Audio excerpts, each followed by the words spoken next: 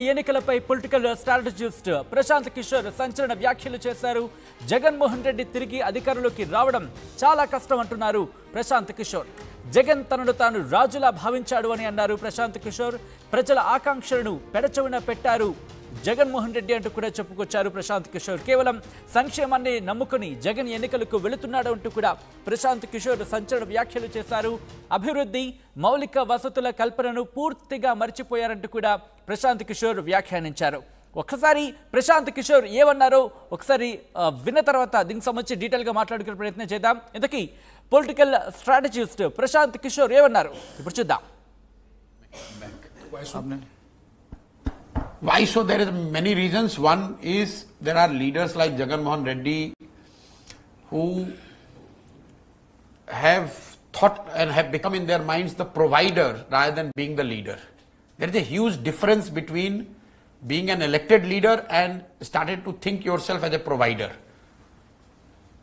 जब आप democratically elected leader हो तो you have to provide but you have to also take care of the people's aspirations.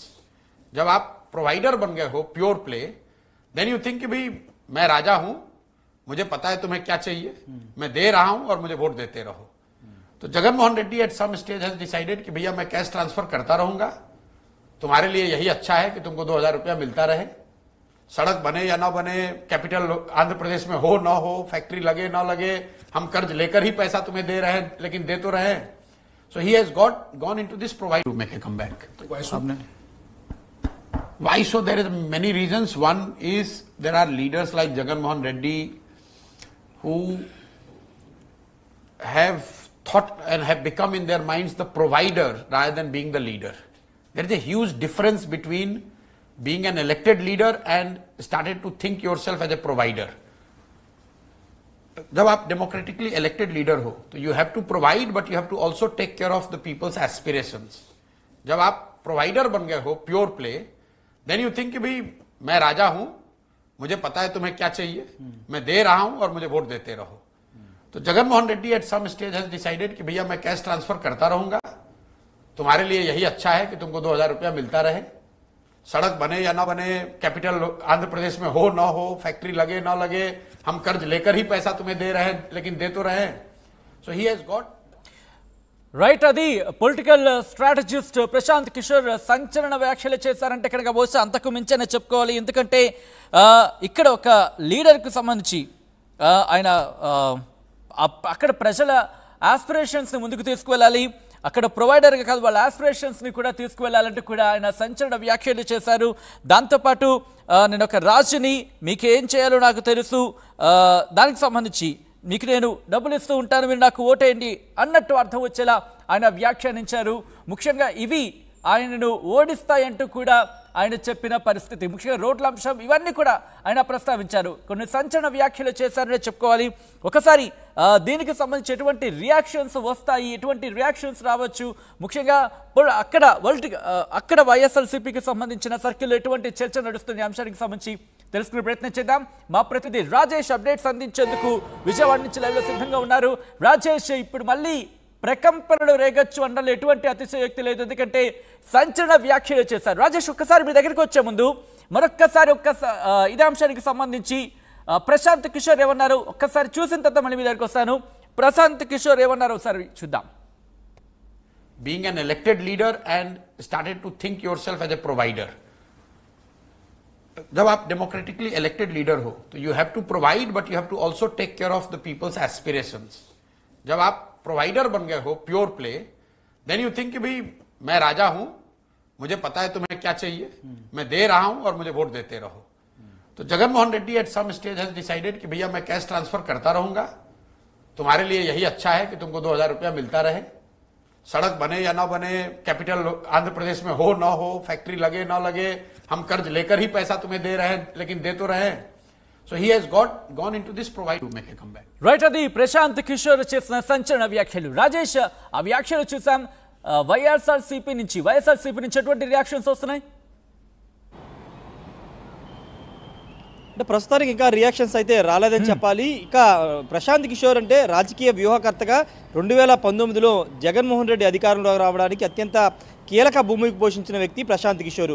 ప్రతి సందర్భంలో అంటే చాలా సందర్భాల్లో ప్రశాంత్ కిషోర్ జగన్ పైన విమర్శలు చేస్తూనే ఉన్నారు. గతంలో కూడా ఆయన కొన్ని కీలక వ్యాఖ్యలు చేశారు. ముఖ్యమంత్రిగా జగన్మోహన్ రెడ్డి ఇచ్చిన హామీలు అమలు చేస్తారని అనుకున్నాను, కానీ ఈ విధమైన పాలన చేస్తారని తాను అనుకోలేదని గతంలో కూడా ప్రశాంత్ కిషోర్ వ్యాఖ్యలు చేశారు. తాజాగా ఇంకొకసారి ఈరోజు ఎన్నికల ముందు ప్రశాంత్ కిషోర్ ఒక సంచలన వ్యాఖ్యలనే చెప్పాలి. ఎందుకంటే కొన్ని ఘాటు వ్యాఖ్యలుగానే మనం చూడాలి. ఎందుకంటే ఎన్నికల ముందు జగన్మోహన్ రెడ్డి పైన ఇలాంటి వ్యాఖ్యలు చేయడం నిజంగా రాజకీయంగా పెద్ద దుమారం రేపే అవకాశం కనబడుతుంది. జగన్మోహన్ రెడ్డి తనకి తాను ఒక రాజుగా భావిస్తున్నారు, ప్రజల ఆకాంక్షలను నెరవేర్చడంలో జగన్మోహన్ రెడ్డి విఫలమయ్యారంటూ కూడా ఆయన వ్యాఖ్యలు చేశారు. ఇప్పుడు వరకు ప్రతిపక్షాలు ఆ మాటలు అన్నాయి. ఎందుకంటే ఒక రాజకీయ పాలన జగన్మోహన్ రెడ్డి చేస్తున్నారు, తాను ఒక రాజుగా భావించి నేను ఒక రాజుని, మీకేం చేయాలో నాకు తెలుసు, మీకు నేను డబ్బులు ఇస్తాను, మీరు నాకు ఓటేయండి, ఇది ఇలా భావిస్తున్నారు జగన్ అనేది ఆయన చేసిన వ్యాఖ్యలు.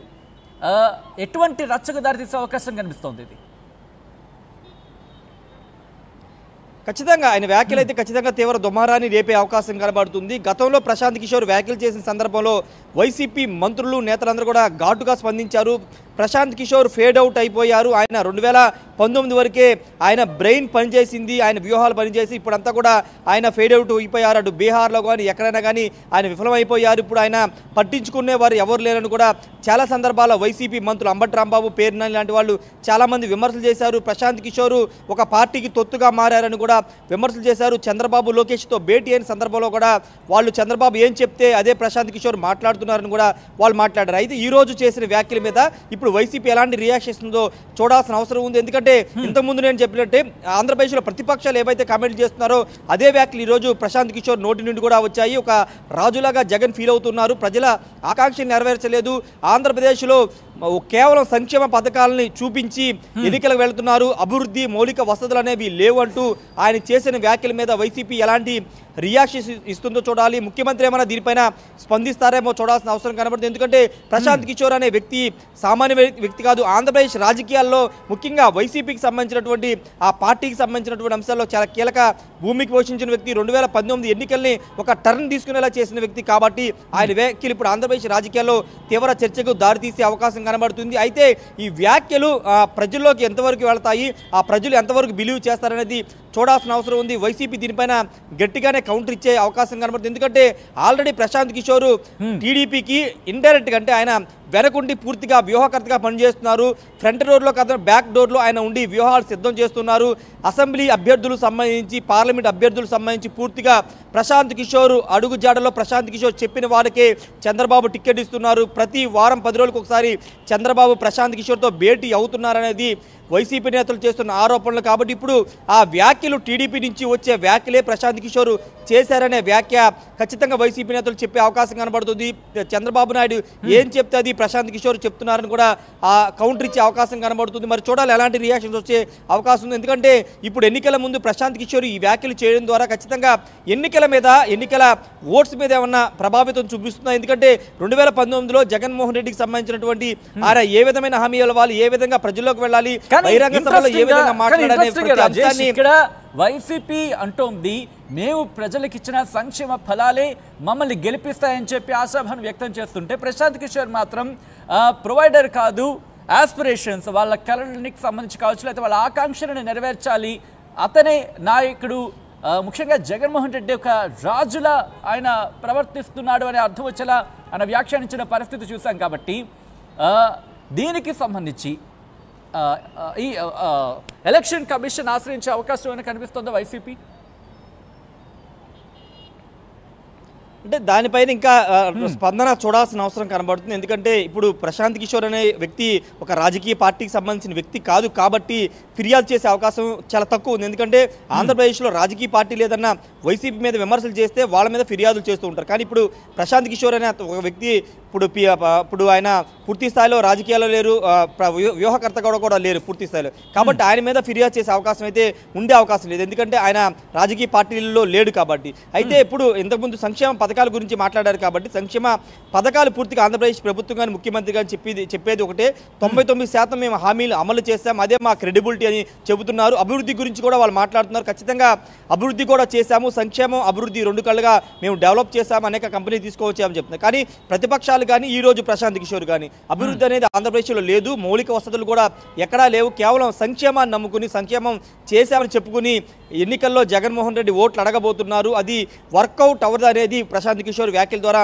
మనకు అర్థమవుతుంది. కానీ వైసీపీ చాలా స్ట్రాంగ్గా బిలీవ్ చేస్తుంది, సంక్షేమ పథకాలు ఖచ్చితంగా ఫండ్ చేస్తాయి, ప్రతి పథకాన్ని అందుకున్న వాళ్ళు తిరిగి ఓట్ల రూపంలో వాళ్ళ మద్దతు చెప్తారనేది వైసీపీ చాలా స్ట్రాంగ్గా బిలీవ్ చేస్తుంది. ముఖ్యమంత్రి కూడా అదే చెప్తున్నారు, మీ ఇంట్లో మంచి జరిగి ఉంటేనే తనకు ఓటు వేయాలని ప్రతి సభలోనూ ముఖ్యమంత్రి చెబుతున్నారు. కాబట్టి అది ఎంతవరకు రిఫ్లెక్ట్ అవుతుంది, సంక్షేమం అనేది జగన్మోహన్ రెడ్డికి ఎంతవరకు ఓట్ల రూపంలో రిఫ్లెక్ట్ అవుతుంది, ఎంతవరకు ఓట్ల రూపంలో కన్వర్ట్ అవుతుంది అనేది చూడాల్సిన అవసరం ఉంది. కానీ ప్రతిపక్షాలు కానీ ఈరోజు ప్రశాంత్ కిషోర్ కానీ ఆ సంక్షేమం అనేది వర్కౌట్ అవ్వదు, అది అభివృద్ధి లేకపోయినా మౌలిక వసతులు లేకపోయినా ప్రజలు ఓట్లు వేయరనేది వాళ్ళు చెప్తున్నమాట. కానీ ఇప్పుడు ఎన్నికల రిజల్ట్లు బట్టి ఇప్పుడు సంక్షేమం అనేది ఇస్తే ఖచ్చితంగా ప్రజలు నమ్ముతారనే దానికి ఒకవేళ జగన్మోహన్ రెడ్డికి ఓట్లు పడినా జగన్మోహన్ రెడ్డి తిరిగి ముఖ్యమంత్రి అయినా సంక్షేమం వర్కౌట్ అయింది ఆంధ్రప్రదేశ్లో అనేది మనం అర్థం చేసుకోవాలి. రెండోది, ఒకవేళ జగన్మోహన్ రెడ్డి కాదని చంద్రబాబు కూటమి కనుక ప్రజలు గెలిపిస్తే కనుక ఆంధ్రప్రదేశ్లో సంక్షేమ పథకాలకి ప్రజలు వద్దనుకున్నారు, అభివృద్ధి కావాలనుకున్నారు అనేది మనం అర్థం చేసుకోవచ్చు. కాబట్టి ఏ నిర్ణయం వచ్చినా అటు జగన్మోహన్ రెడ్డి గెలిచినా చంద్రబాబు గెలిచినా ఖచ్చితంగా ఒక చారిత్రాత్మక నిర్ణయం అనేది